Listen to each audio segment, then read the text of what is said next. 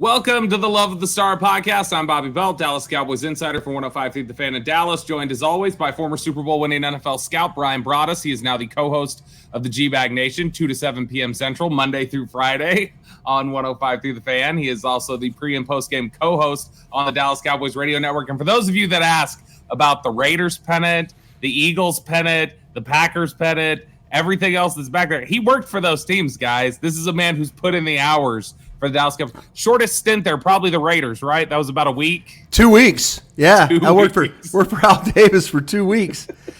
It was amazing. Maybe one day I'll tell that story about. If you listen to me on 105.3 The Fan, you will know my Al Davis story.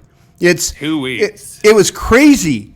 Like the man I interviewed with him, I left the Cowboys after the draft in 2005. That crazy draft that we had that was really good. The DeMarcus Ware draft. So my contract runs out. Jeff Ireland tells me he's taken over for Larry Lacewell.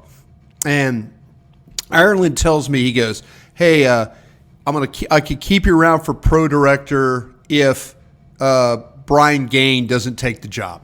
And Brian Gaine at the time was Dallas or San Francisco. And so Gaine decides he's going to take the Dallas job. So now I'm out of a gig. So I'm done on a Monday. I interview with the Raiders on a Friday in May, the first week in May. And I interviewed with Al Davis for like 5 hours. And so then I'm like, okay, great. Everything's fine. Thanks. Appreciate it. I don't hear from him at all, till August. And it's like, Brian, would you be interested in coming and working with the Raiders? And we'll have you. You can come to Alameda, and you can hang out. And I'm like, oh, so yeah, Mr. Davis, sounds great. So I go there, and I'm working for the Raiders. I'm living at a hotel, literally next door. You could like pitch a golf ball, like a little chipper, from the hotel to where the facility was. I mean, it's just right there on the campus. And so, like, 2 weeks go by. Well, at the time I'm married, and my wife at the time, she's like, well, when are they going to tell us about, this is a week, when are they going to send us the stuff about moving? When are they going to, relocation packages? When are, all this stuff? I'm like, well, let me, I'll figure it out. I'll figure it out, babe. I'll let you know, da. So another week goes, and Mr. Davis brings me in, and he's like, Brian, I'd like to try you out. I'd like for you to, I'll pay you $2,000 a month. And I'm like, Mr. Davis, I really can't do that. I've got a wife. Bennett was just born. I'm like, I go, sir, I really can't do that. And he's like, okay, then you could pack your stuff and go home. You could just go home. And I'm like, oh, okay. So I swung by Mike Lombardi's office, and I'm like, he's like, hey, what's up? And I go, the old man just told me to go home. And he goes, what? I go, the old man, he wants to pay me $2,000. I could live in the hotel, and he wants to try me out. He's like, just wants to try me out for the job. And the funny thing about it, if I was single, I would have probably done it. Yeah, I would have probably done it. If I was single, but then I flew home. And what's funny about that, and I'm sorry, I'm taking time off our show here. No, you're good. But what's funny about that, Peter King was doing a thing for HBO called Inside the NFL. Yeah, and I was going to be this anonymous scout for Inside the NFL. So my job going from the Cowboys, Peter's like, hey, I want you to come on and work with us on Inside the NFL. And you could be the anonymous scout. You could break stuff down and talk and, da. And so I'm like, cool. Yeah, that sounds like a good gig. Well, we're talking about that gig. I interview with the Raiders, and now I'm like, I have to call Peter up when I go with the Raiders. And I have to tell him, hey, Peter, I'm sorry that I'm going to go to work with the Raiders and all that. And he goes, oh, man, okay, it's totally cool, man. Hey, great, thanks. So then, like, I'm sitting in the airport, and I'm like, the first person I call is Peter King. I'm like, hey, Peter, thing with the that gig? Yeah, you still got that gig? He goes, man, we're not going to do it. You talk about my wife, Kathy. She was so mad at me. I mean, she's like, what are you doing? Why would you go? Why would you go work for a place where they want to try you? And I'm like, and there's nothing I could say. There's just nothing I could say. And it was just like, yeah, you're right. But yeah, I worked for the Raiders for 2 weeks. But yeah, these pennants real quick. All these pennants behind me, these are pennants I got when I went to Cowboy games from 1971. Oh. As a season ticket holder. Yeah, as a season ticket holder from 1971, or really 72 to 1992 when I went and worked for the Packers. My family, I got a felt pennant every time I went to a game. And these pennants all behind me are all from 1971, all the seasons that I had. So yeah, it's just my way to remind me. They all have the Gary Anderson single bar face mask. They're really cool. If you could see over what would be looking at it's my right shoulder, but on the screen I think it's still the right. Yeah, it's like the Houston Oilers, and then there's you see the Eagles, the Saints, but I've got them all. I've got them all around me in my office here, and then I see the Cowboys just over. Okay, now that was the thing about it is what was funny. The Cowboys one I used to have up high, and then people couldn't see it. Then they would see the Eagles one was down low, and so they were seeing the Eagles one. Think, oh, these Cowboy fans are going to hate me. So now with the way my screen is, I need to move the Cowboy pennant again and get them back in the. You got to reshuffle there a little bit. Yeah. Brian, what I don't see up there, I don't happen to see a Patriots pennant. That is who the Dallas Cowboys are taking on this week. I'm sure it's over there. I just don't see it right now. But the Cowboys are taking on the Patriots this week. It is the return of Ezekiel Elliott, and we're going to take a deep dive into the New England Patriots. I'm sorry, I didn't mean to waste time there. No, My you're bad. Good. No, people love the story. No, they don't. People are like, they do. I love them. I know, but they're like the people that like, why don't you get to the football stuff, Broadus? This was football. This was all wasting football. Time. You're not talking about the team. As we look at let's talk about the team then before we dive into the Patriots specifically. Positive news on Thursday. Tyler Broadus, Zach Martin both returned to practice in some form. They were both limited. Yeah. Tyron Smith remains a DNP. He is looking a little doubtful at this moment for Sunday against the Patriots. The question then becomes, is it Edoga at left tackle? Is it Tyler Smith? Now that they have a week to get him some work, which direction do they go? You're the insider. You tell me. Mike McCarthy is not giving details on it. What? Mike's not telling you? It's shocking. What do you think's going to happen? Here's what I honestly. I don't think Smith's going to play. I don't think Smith's playing. I don't think Tyron Smith is playing. I don't think I don't know. He's not. This was a big day in terms of who's going to play at left tackle. They are so cagey with details. This group. My inclination is to say that it would be just like them to run Edoga back out there at left tackle.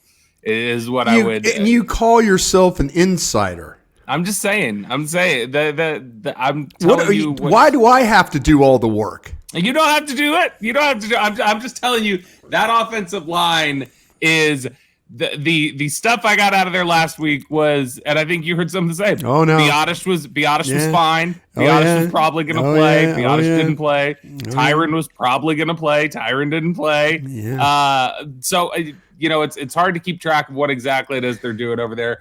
My best guess as of today, and it may change in the next 24 hours. The more I talk to people, the closer it gets to game time. My best guess right now is if Tyron doesn't go, they just keep it the way it was, and it's Edoga at left tackle. I have a feeling you're right. Okay, let me ask you this, though, Robert. Yeah. If you can only get two of them back, you can only get two players back. Mm-hmm. Of the three, who are you getting back? Who would you – Tyron and Zach. It's not even close because Hoffman was good. That's what I'm saying. I know some people on Twitter asked. That's no shot at Broadus. That's not at all. That's a not big at all. vote of confidence in what Brock. It just shows you how well, not maybe.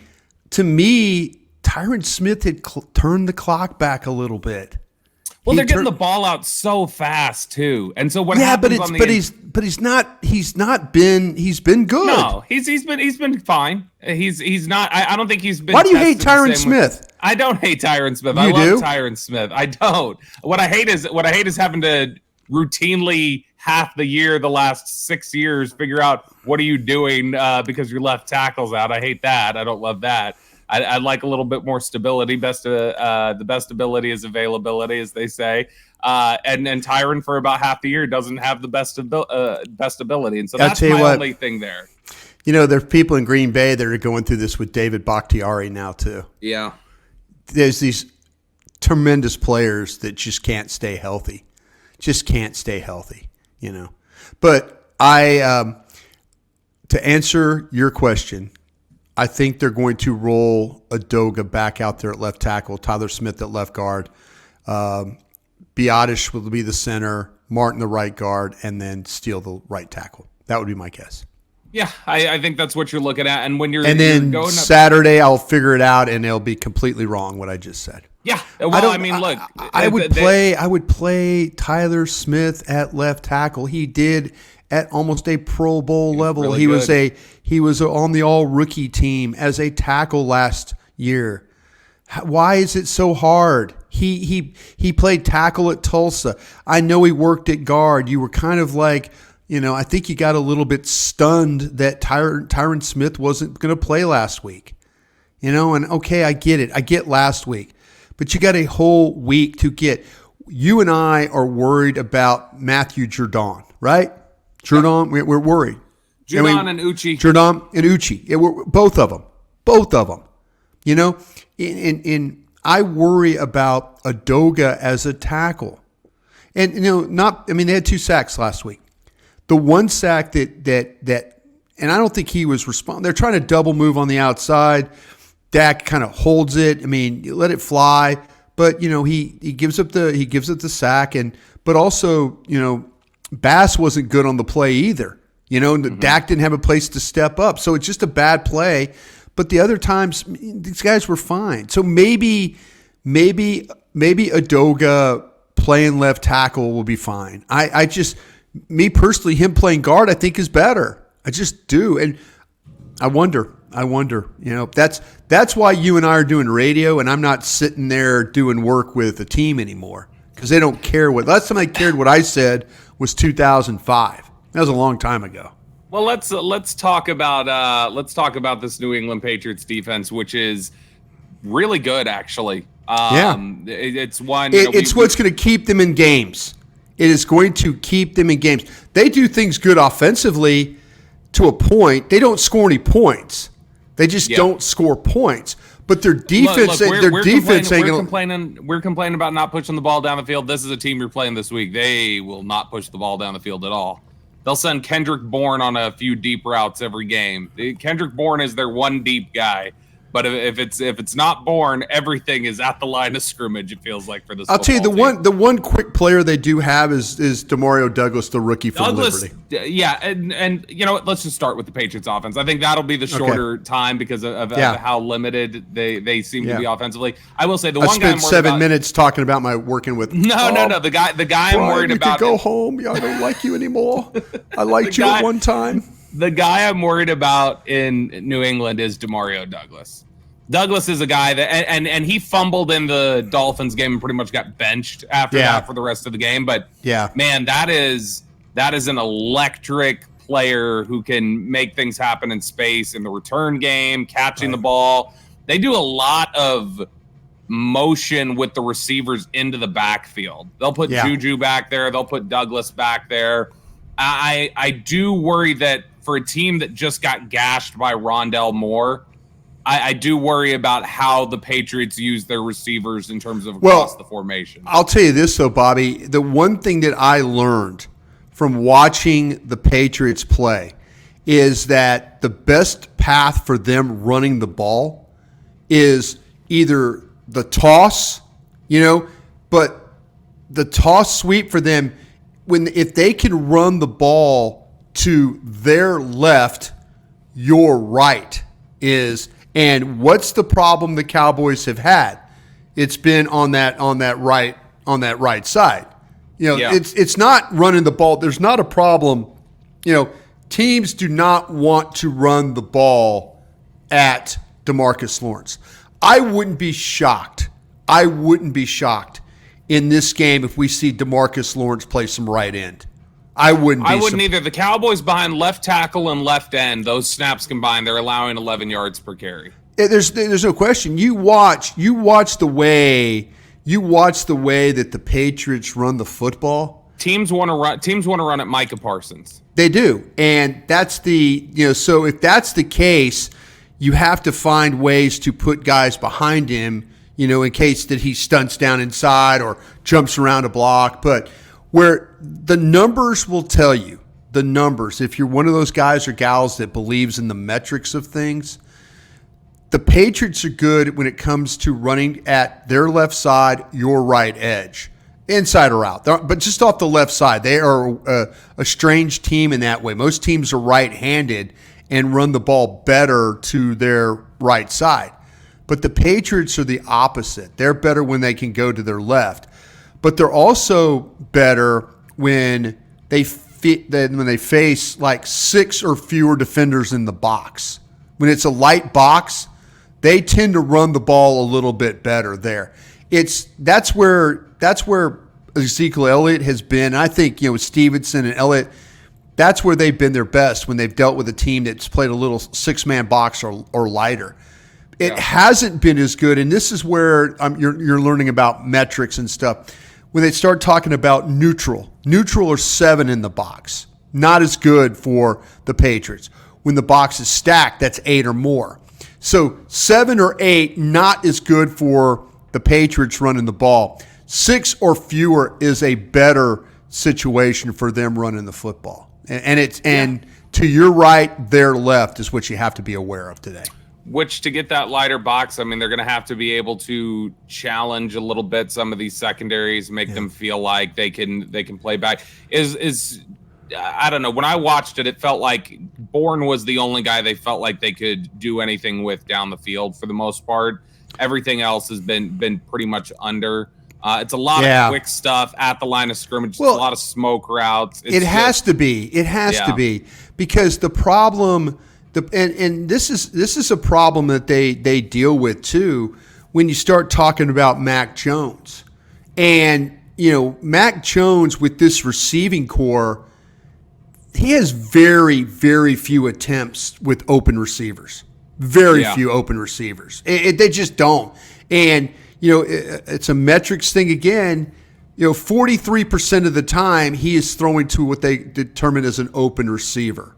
And that's within 3 yards of separation. That's what they tell you. 3+ yards of separation, that would be considered an open receiver. But they're even less when it comes to wide open throws, which is 5 yards or more.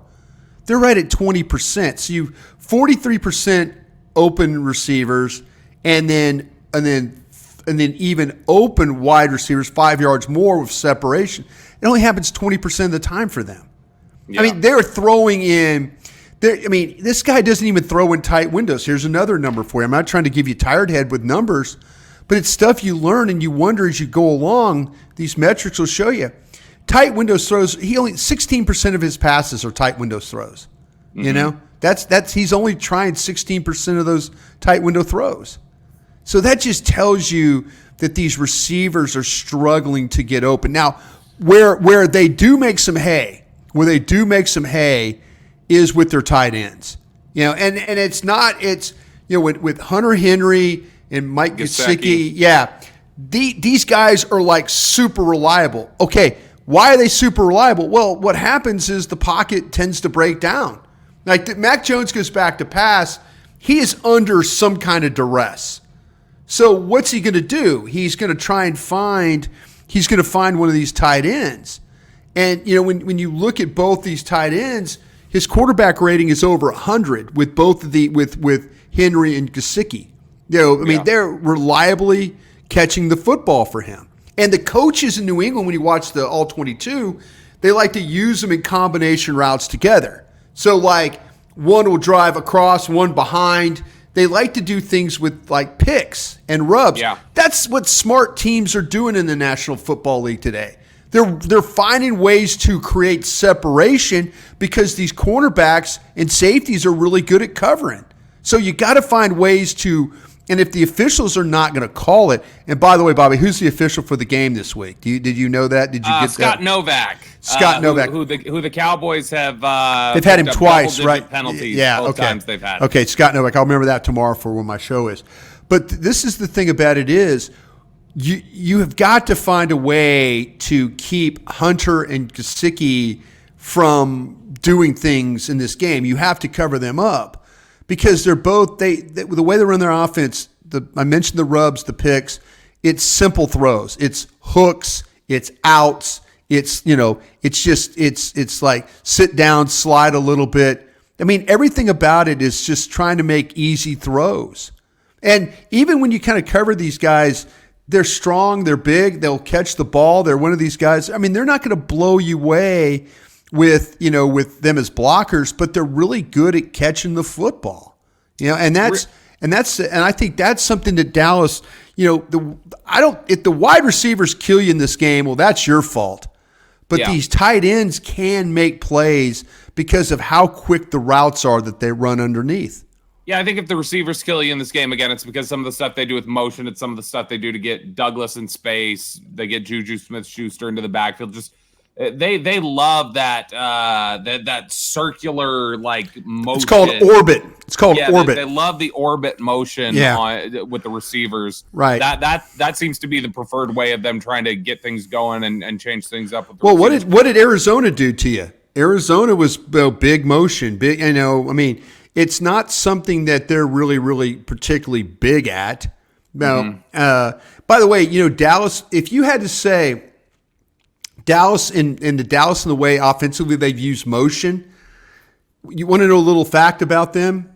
Every game, yeah, I know, that's why you listen. Every game that they've played this season, the motion for their offense has gotten less.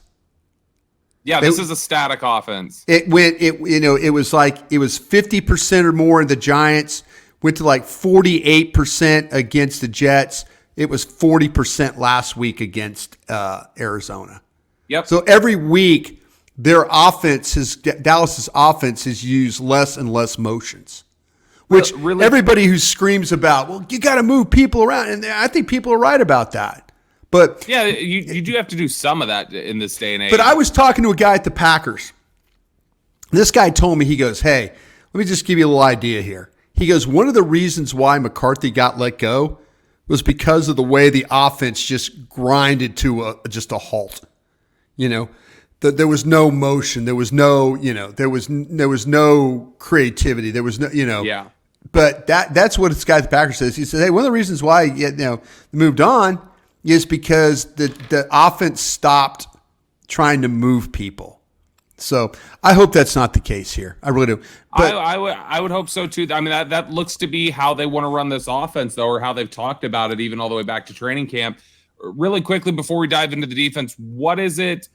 This to me looks like there are two really good offensive linemen that the Patriots have. David Andrews and Trent Brown are two of the best, I feel like. I think they're really good. I think everybody else on that offensive line is bad. Oh, no. I think this is a bad offensive line. I tell you what, Calvin Anderson's not bad at tackle.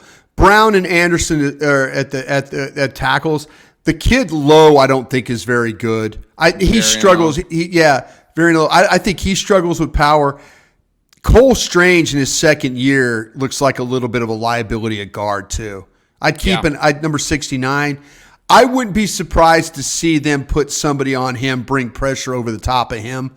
That's the quickest way right there to get to Jones, is to run right through the middle of that defense. And I saw some issues with Cole Strange, and he's dealing with a little bit of a knee injury right now too. If the Cowboys want to run some twists and get some stuff interior against some of these guards, whoever it is, Strange, Mafi, anybody that they run out there. Well, they've been drafting young guys, but these young guys aren't ready to play yet. That's the thing is they're going with veteran guys they've traded for or guys that they've signed as free agents. That's kind of where they go. Trent Brown, I have a feeling this game, Trent Brown's going to start at left tackle and Calvin Anderson's going to start at the right tackle. If you're going to move DeMarcus Lawrence over to the left side, or the right side of the defense, play him over there a little bit. It wouldn't necessarily be the worst thing in the world to flip Parsons to the other side, get him some run there. Yep. You're listening to the Love of the Star podcast. The Love of the Star is an Audacy podcast. You can find it on the Audacy app or wherever you get your podcasts. All right, Brian, let's take a look at this Patriots defense now, which, like we mentioned, it's a strong unit. To me, obviously without having watched the film on all 32 teams, but getting a good perspective, I think, on some of the top teams around the league, this looks like a top 10 defense to me. I think the Patriots do a lot of different things that can challenge the Cowboys. Yeah. And man, this is a team that they love their cover three. You're absolutely right. They absolutely love, and they are getting fantastic play from the rookie corner, Christian Gonzalez. Yeah. He was my top corner in the draft in April. I love this kid, and he has been a stud for them so far. You took this opportunity to talk about how much you loved Christian Gonzalez, right? I love Christian Gonzalez. Yeah. I'll say this, and your love for Christian Gonzalez is absolutely spot on. And I think even at and we were all shocked that he lasted as long as he did. Yeah. That this is very much how the Cowboys get, say, a Micah Parsons in the draft. This is a gift from the draft gods, in my opinion. Yeah. Christian Gonzalez is a gift from the draft gods. But the thing that's interesting that the Patriots are doing with him, and even as a rookie young guy, they are putting him in some high leverage coverage situations. I mean, he will travel. In the Jets game, this has become, it's interesting. It's become younger corners these days. Oh, yeah. And I know Sauce Gardner doesn't travel, but Sauce Gardner, Patrick Surtain, like young corners more and more are being told, hey, you need to come in and you need to take guys away immediately. And Christian Gonzalez has lived up to that. He has lived up to that.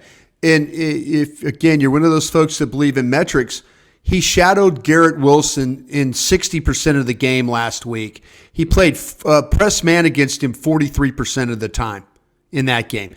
The previous week he played against Tyreek Hill, and he shadowed him 60% of the game while playing press man 29% of those snaps. The Eagles went after this guy his first game, though. They targeted him like 12 times. He had 8 receptions against him for 99 yards. But after that, it was kind of like, okay, well, we still have confidence. The kid didn't lose confidence. He's played pretty well. He really has played. But the thing about him is, Bobby, he will travel into the slot. So if you try and say, okay, CD, we're going to run you into the slot, he'll go in the slot with you. I mean, there were several times where Tyreek Hill from Miami went in the slot and Gonzalez walked up across from him. So, I mean, don't be surprised. Don't be surprised if in fact the Cowboys are like going, well, we can move Lamb into the slot and Gonzalez won't go with him. No, Gonzalez is like, I'll jump in there with you. I'll jump in there. I'll tell you who's playing well to him on the other side is Miles Bryant.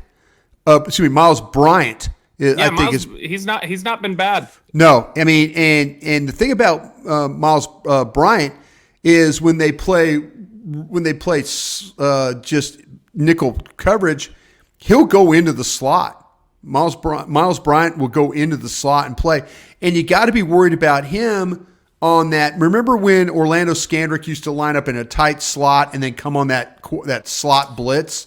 Yeah. That's what Miles Bryant will do too. You'll occasionally see him come running in off the edge to be an extra rusher that maybe somebody didn't account for. This cornerback group's pretty good. Kyle Duggar, the safety, I really liked. I liked him coming out of college. Jabril Peppers is the other one. I wasn't a big Jabril Peppers fan. I know the Cleveland Browns took him. He lasted a little time there. He's better in run support. But he'll miss some tackles. He leads the team in tackles, but there'll be some times where you watch him and the ball bounces his way and he'll miss a tackle. I mean, he missed Waddle, I think, early in one of the early in the game. A couple of times in the game, he is going to miss a tackle that cost his team some opportunity. But he plays with his hair on fire. He does play with his hair on fire. He's the guy that's more likely to blitz. Kyle Duggar, the safety, is going to play back, is what they're doing. But you mentioned it, Bobby. You mentioned it. What they do and how they play. Cover three. They're a team, like I say, they'll go cover 3, which is a zone look. They'll play cover 1, which is a man look that they give, and then they'll play the cover 2. Those are the 3 best that they have. 3, if you had to rank them, it's 3, 1, and 2. And they play what's known as a cover 6. And they did this against Miami, which I noticed. It's a combination of 2 and 4, the combination of cover 2 and cover 4. But it's like it splits the field in half and you play, it's a blend of man and zone. So half the field you're playing man, the other half you're playing a zone, and it kind of freaks the quarterbacks out because they're thinking, oh, wait a minute, they're playing zone. No, wait, they're playing man. So you get that combination. It really is a good secondary way to defend the run. But where it gets hurt is in the short passing game with the outs, the hooks, and things like that. So if your team that's pretty good in the short passing game, cover 6 is something that a lot of teams don't play, but it's kind of like a changeup that Belichick throws in there. Again, combination of cover 2, cover 4, splits the field in half the field in zone, half the field in man, and they're going to play from that. Yeah, which if you'll recall, what was the coverage that really frustrated Dak a couple years ago in the 2021 season? It was Fangio's cover 6. It was the man match stuff. Yeah. Well, and cover 6 has been a problem for him before. Well, what's interesting about the last time that Belichick faced Dak was in 2021. And this was the last game, that Dak got hurt in the overtime. Remember, he rolls out, he throws the touchdown. He's up in the air. He comes down. He lands. The calf is limps to the locker. Yeah, exactly. Okay. Prescott was 36 of 51 in that game for 445 yards, 3 touchdowns, 1 interception. Yep. There were 19 possessions in that game where they did not get sacked. They played 55% of the time they played man coverage. He was 17 of 28 for 193 yards, 3 touchdowns, 1 interception. They played zone against him 45% of the game, 19 of 23 for 252. So what they did was they played this cover 0, which is a complete man across the board. No safety help in the middle of the field. Safeties are in coverage. It's just a total man blitz everybody. Blitz everybody. Look, they played that coverage 10% of the game. Dak Prescott had 3 touchdowns against it. So you sit there and you're thinking, okay, Belichick's not going to. You're not going to play a cover 0 against this guy. You wouldn't think. You wouldn't think. But Dak did eat them up pretty good when it went to the they played in the game. I got the numbers for it. They played cover 1 41% of the time in that game. Cover 3 they played 33% of the time, and then cover 2 they played 12% of the time. So, it's kind of and then the cover 0 stuff. I have a feeling you might, like I say, they played against the Dolphins. The only time we've seen the cover 6 was against the Dolphins. They didn't play it against the Jets. They didn't play. You have to do different things against the Dolphins. Yeah. By the way, I don't know about you. That was one of my takeaways from watching Patriots film was get ready, Dallas, for December, because Miami, man, some of the way they like to draw things up with the run game and some other things, that's going to be a challenge for Dallas here in a couple months when they got to travel to Miami. I think the only thing that stops Miami's defense is the health of Tua. That's the only thing that stops Miami's defense right now. Offense. Offense. Yeah, that's the only thing that stops their offense. Yeah. I mean, that's what stopped them last year. Yep.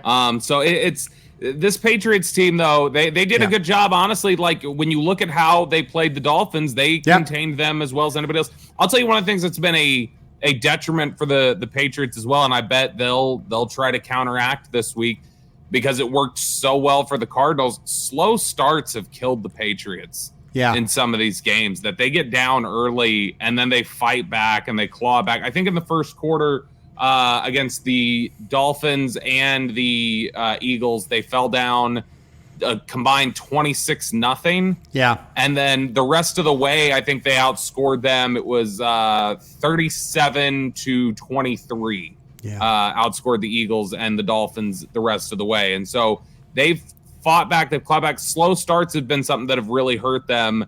And, Dallas has swarmed these teams early, the Jets and the Giants, in their victories. And what did the Cardinals do? The Cardinals came out and they really, put it on you early and put pressure on you early, and were able to play their ball game the rest of the way. So I'll be interested to see how the Patriots kind of attack Dallas early on. But this defense, what is it that really worries you, Brian, about what this defense can do? We haven't talked about the linebackers yet. I think they've got a couple of good players. Jelani Savai's not bad against the run. Savai's good against the run. You're absolutely right. Savai's a good player. Jawan Bentley is a thumper. I mean, when you start to talk, where you have to be careful about playing Bentley is if you try and run the ball and he'll just run through. He'll just he'll just read, like he'll see a gap, run through and try and gamble on the play. I think their linebackers are actually pretty good. I like the way that they play. I like the way they use them in pass rush. The thing that you're going to have to worry about Belichick, and this is something I learned from Mike Lombardi way back in the day, because him and Mike and Bill Belichick, they've been together a bunch. Mike worked with Bill in Cleveland. Mike worked with Bill in New England. And the one thing that Mike always said is that Belichick always had something available that you hadn't seen: a front, a scheme, a coverage. There's always something that, in a key moment in a game, he is going to throw out something that he has not shown the whole game. And it's going to be that one thing. We saw it in the Super Bowl with the coverage they had down there to win the game. There's always going to be something that Belichick has in reserve that when the game is close and the game is tight and he needs to get a stop, he hasn't played cover 6 all game, and then all of a sudden he plays it. And so the Cowboys have to be ready for that. You have to be ready for a first half game plan and a second half game plan. It might be two completely ways of playing defense. It might be something totally, in the first half you're ready, you make adjustment, in the second half he comes out in a 4-3. Or something like that. You have to be ready for him having something in reserve, and you have to be ready for him for the second game plan he's going to throw at you in the game. Yeah, that's going to be a big part of this for the Cowboys, is just being prepared for whatever Belichick likes to throw at you. And he'll always, like you mentioned, the fact that the cover 6 was brought out against Miami. Right. And it's not something that you've seen in some of the other games. You'll see random blitzes from guys. You'll see different guys do different things. I do think that the defensive line here is something that, will be able to challenge the Cowboys a little bit. Yeah. They've got some guys who can play the run, can rush the passer, can do a couple different things for you. Judon, Josh Uche. Now, Uche's going to be played more just as a straight-up rush guy. He's not going to be in their run situations. He's the one. Yeah, he's the one with really some explosiveness to his game. Keon White, who we just saw. Keon White's not been bad. Christian Barmore's not a bad player. No, this is definitely a game. Barmore has gotten Barmore, I think, got 4 quarterback hits in the Dolphins game as a defensive tackle. Yeah. So this is a Patriots defense that. If the Cowboys have the same red zone execution problems that they've had in recent weeks, the Patriots will beat them. Yeah. And so they need to execute in the red zone. We can't have another week of none of the receivers getting touches in the red zone. If you don't score red zone touchdowns this week, it needs to be because you're scoring from 30, 40 yards out. They need touchdowns this week. They can't have the same struggles. That's going to be a big issue for the Cowboys. You are listening to the Love of the Star podcast. The Love of the Star is an Audacy podcast. You can find it on the Audacy app or wherever you get your podcasts. All right, Brian, it is now time for our Dean Julia Love of the Star mailbag. And, we haven't gotten any questions in here from Dean Julia in a little while. So wait a minute. He asked 6, didn't he? He asked several, but we haven't gotten any of them in. And so I think we've gone pick his best one. Pick his best one. Let's see here. Here's a good one from Dean Julia, who this mailbag is named after. Do you think we'll see more Turpin and Deuce this week? Was kind of shocked to see how little they got involved in Arizona. One play. I was really surprised that there was nothing from Vaughn, and Turpin was very limited. Vaughn played one play, and was that on special teams? Yeah, I believe so. I think it was one play. Yeah, I don't know. I mean, there's a side of me with how the Patriots play their front and kind of bring blitzes. I don't know how much you'll see Deuce Vaughn play in this game. I think this will be a game of Pollard, Hunter Lipke. By the way, I'd like to see more Hunter Lipke. State of North Dakota, I apologize to you for I'd like to see more Hunter Lipke, but I would like to not see it at fullback. I'd honestly just I'd like to line see it up as a single back. I'd like to see Hunter Lipke take on the role of the 3rd and 1 guy. Because if you're 3rd and 1 guy and you're getting 9 yards, I'm not saying he's going to get that every time, but that is a guy that has a feel for how to hit the cracks and the gaps and get positive yards. That's what you need. So is it a game plan where, Belichick came out in the press conference and said they had the best returner in the league. That tells me that he's not going to kick this guy the ball. I don't think when they punt, I don't think they're going to kick. Belichick even shouted out C.J. Goodwin when he went down the rosters. By the way, did not mention the quarterback at all in his 5-minute diatribe. Just want to point that out, Brian. So, but I will say that I think the more you can get Deuce Vaughn involved, the more I'm in favor of it. Now I understand, like, if you don't necessarily want him out there 60 snaps, but get some creativity out there. Get some motion involved. He's shown that in space he can be a problem. Use him to your advantage. That I would be screen package. Go for a screen package. Knock it out. Which, by the way, when's the parade scheduled? You got the 15-yard touchdown on the screen pass to Dowdle. How about that? You've got to get the parade going, Brian. They put the ball in the Hall of Fame. They went to the Pro Football in Canton and asked for the ball.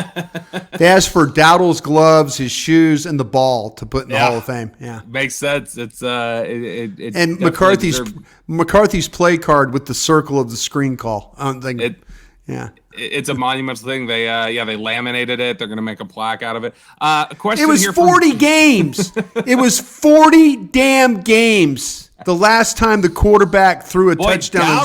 Dowdle had a hell of a game, actually. He was good. He was good. 40 games. The last time the quarterback threw a touchdown on a screen. By the way, for all the people who consistently complained about why did people have Dowdle ahead of Malik Davis, I hope you've seen the first 3 weeks. You just saw, why this team has loved Rico Dowdle. And he might need to play more. Might need to play him some more. He's got juice. He's a good player. He's never been able to stay healthy. Question here from John. Which Cowboys player has been the most disappointing so far through 3 games? John's submission is Damone Clark. But, Brian, who is your most disappointing player so far? I think Damone Clark is a really good one to name there. I'll have to say this. I know he's only played 2 or 3 games. What's Brandon Cooks done? I thought the first game he was good. I thought he showed some savvy. He picked up 2 big penalties on 3rd downs, and he had a 4th down catch in the middle of the field. I'll stand corrected. I just wanted him to be better in that game. Tight ends have been disappointing. I thought your tight ends would be better than they have. They've dropped. How about linebackers? How about Leighton Vander Esch too? Yeah, I think if you're gonna, it's just this one game. Most disappointed in for 3 games. Is that what you're saying? Yeah.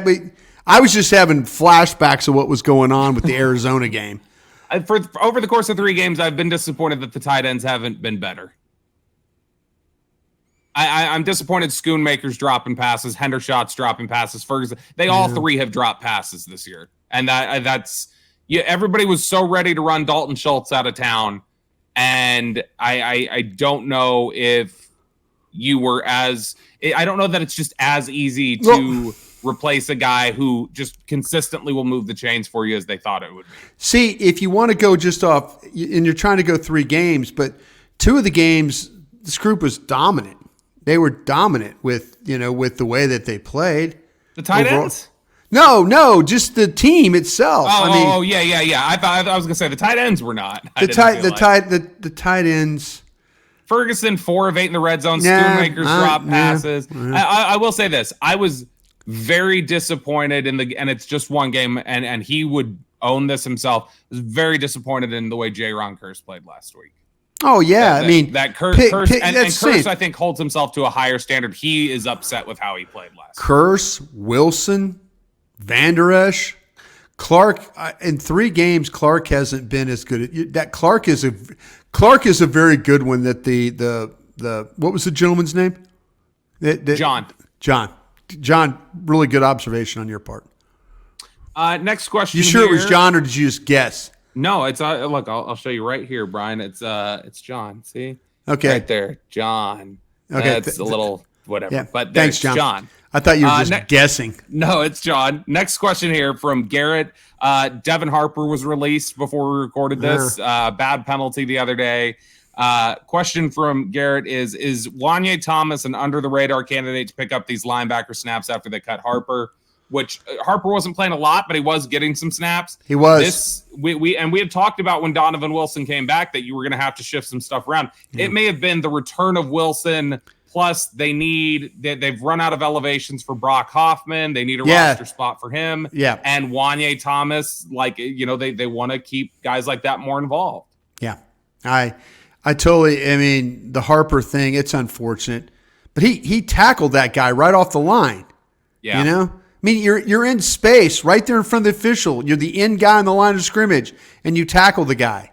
Can't do that. They're going to call that every damn time, and they did. It's like I think Babe Laufenberg, or it might have been Moose Johnson, was like a 61-yard penalty, basically. You know? God, you can't have that.